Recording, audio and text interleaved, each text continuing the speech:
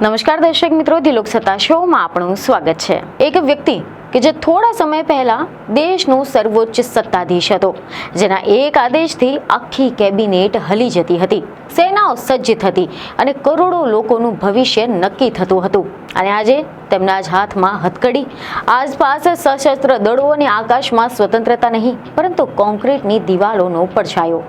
New York શહેર, ચમકતા સ્કાયસ્કેપર્સ, times સ્ક્વેરની લાઇટિંગો, આની સાથે સેન્ટ્રલ પાર્કની હરિયાળી, પરંતુ આજે શહેરમાં એક એવી જગ્યા કે જેને વકીલોને તેને ધરતી પરનું નરક કહેવા માટે મજબૂર કરી દીધા।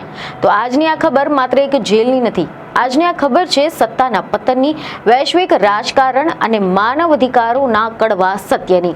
આજના સમાચાર આપણને એ બતાવે છે કે જ્યારે કાયદો આગળ આવે છે ત્યારે રાષ્ટ્રપતિ પણ કેદી બની જાય છે, અને જ્યારે સિસ્ટમ નિષ્ફળ જાય છે ત્યારે જેલ ધરતી પરનું નરક બની જાય છે। ન્યુયોર્ક, આ શહેરને આપણે સપનાઓનું શહેર કહીએ છીએ, પરંતુ આ જ શહેરમાં ચમકતા ટાવર્સ અને પ્રવાસન સ્થળોથી થોડા કિલોમીટર દૂર એક એવી જગ્યા છે કે જ્યાં સપનાઓ નથી, જ્યાં સ્વતંત્રતા નથી અને જ્યાં દિવસ અને રાત વચ્ચે કોઈ જ ફરક રહેતો નથી।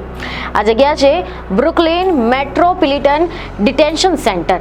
જી હા, એવા સમાચાર છે, એવો દાવો કરવામાં આવી રહ્યો છે કે આ જ જેલમાં વેનેઝુએલાના રાષ્ટ્રપતિ નિકોલસ માદુરોને રાખવામાં આવ્યા છે, અને જ્યાં સત્તા, ઓળખ, ખ્યાતિ બધું જ જેલના દરવાજે ઉતારી લેવામાં આવે છે। જો કે હવે અહીંયા મોટો પ્રશ્ન ઊભો થઈ રહ્યો છે કે જો કોઈ રાષ્ટ્રપતિ મહાભિયોગ બાદ કે પછી આંતરરાષ્ટ્રીય ગુનાના આરોપો હેઠળ અચાનક અમેરિકા લાવવામાં આવે તો તેમને ક્યાં રાખવામાં આવે છે? કોઈ વૈભવિક સુરક્ષિત મહેલમાં કે પછી કોઈ વિશેષ રાજકીય નિવાસસ્થાને?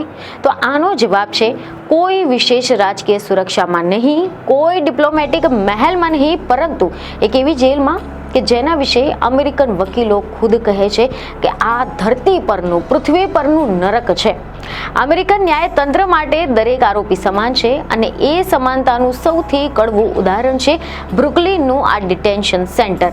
મીડિયા અહેવાલ અનુસાર નિકોલસ માદુરો જ્યારે હથકડી પહેરીને ન્યુયોર્ક પહોંચ્યા હતા ત્યારે તેમની સાથે 2 એન્ટી નાર્કોટિક્સ એજન્ટ્સ પણ હતા, અને તેમને તે સમયે વ્યંગ કર્યો હતો કે શું ગુડ નાઇટ ને બુએનોસ નોચેસ।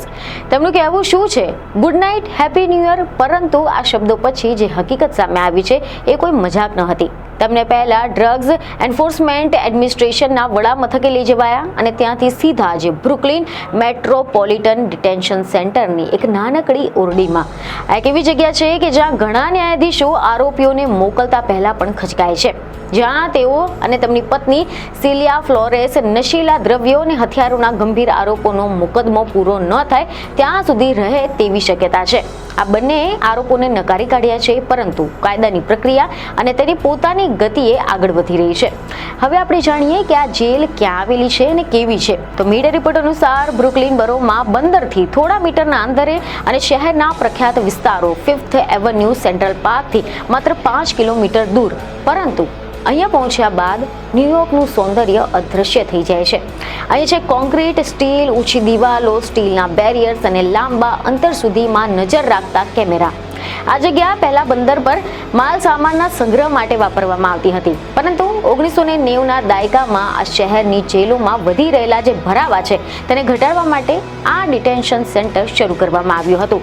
એટલે કે 1990ના દાયકામાં શરૂ થયેલું આ સેન્ટર શહેરની જેલોમાં વધી રહેલા કેદીઓના ભરાવાને ઘટાડવા માટે બનાવવામાં આવ્યું હતું, પરંતુ સમય જતાં આ જેલ પોતે જ એક સમસ્યા બની ગઈ હતી, કારણ કે આ સેન્ટરનો હેતુ હતો મેનહટન અને બ્રુકલિનની અદાલતોમાં કેસ ચાલે ત્યાં સુધી આરોપીઓની અટકાયત કરવામાં આવે, પરંતુ આજે સ્થિતિ એવી થઈ ગઈ છે કે ટૂંકા ગાળાની સજા ભોગવી રહેલા કેદીઓ પણ ઠસાઠસ ભરાયેલા છે। 1000 લોકો માટે બનેલું સેન્ટર એક સમયે 1600થી વધુ કેદીઓ ભરાઈ ગયું હતું, અને આજે પણ 1300થી વધુ લોકો અહીંયા બંધ છે, અને સ્ટાફની જો આપણે વાત કરીએ તો જરૂરી સંખ્યાના માત્ર કરતાં પણ અડધા છે। મીડિયા રિપોર્ટ અનુસાર ફેડરલ બ્યુરો ઓફ પ્રિન્સેસના મુજબ આ સેન્ટર ન્યુયોર્કમાં ફેડરલ સ્તરે ચાલતું એકમાત્ર અટકાયત કેન્દ્ર છે। વર્ષ 2019માં 1000 લોકો માટે બનેલી આ જેલમાં 1600 કરતાં પણ વધુ કેદીઓ હતા, અને આજે પણ 1330થી વધુ લોકો અહીંયા બંધ છે, પરંતુ સ્ટાફમાં જરૂરી કર્મચારીઓના માત્ર અડધા જ લોકો છે। નિષ્ણાતો સ્પષ્ટ કહે છે કે કેદીઓનો ભરાવો અને સ્ટાફની અછત અહીંયા હિંસાનું મુખ્ય કારણ બન્યું છે। આ જેલની સ્થિતિ એટલી ભયાનક થઈ ગઈ છે કે તેનો અંદાજ 2019ની ઘટનાથી આવે છે.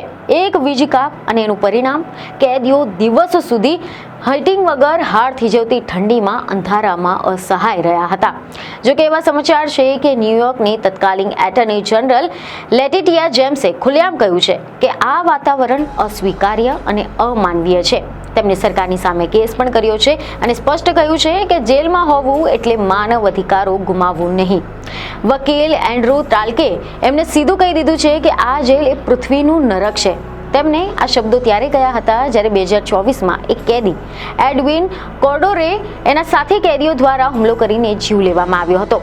2021થી 2024ની વચ્ચે અહીંયા અનેક આત્મહત્યાના બનાવો પણ ચર્ચામાં આવ્યા હતા. એટલું જ નહીં, ભ્રષ્ટાચાર, પ્રતિબંધિત ચીજો અને જેલના સ્ટાફની સંડોવણીના આરોપો પણ સામે આવ્યા હતા. ડિપાર્ટમેન્ટ ઓફ જસ્ટિસે 25 લોકોની સામે તપાસના આદેશ આપ્યા અને આ બધા છતાં પણ અમેરિકા અહીંયા મહત્વની વ્યક્તિઓને રાખવાનું બંધ નથી કરતું.